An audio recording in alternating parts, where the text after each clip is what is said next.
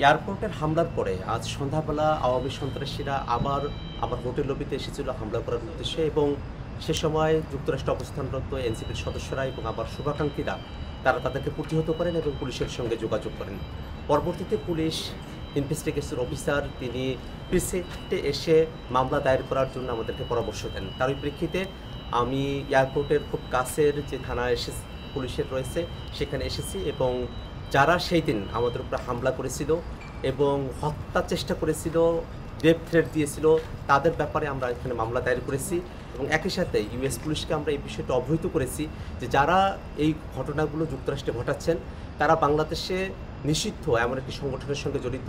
যারা গত বছর বাংলাদেশে গণহত্যা চালিয়েছেন, মানবতা বিরোধী অপরাধ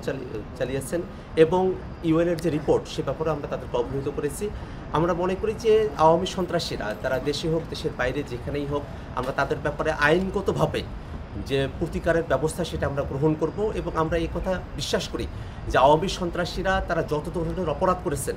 সেই অপরাধগুলোকে আইনগতভাবেই নিষ্পত্তি করা সম্ভব এবং আওয়ামী লীগ তার সন্ত্রাস নিয়ে বাংলাদেশে আর ফিরে আসার সুযোগ পাবে না।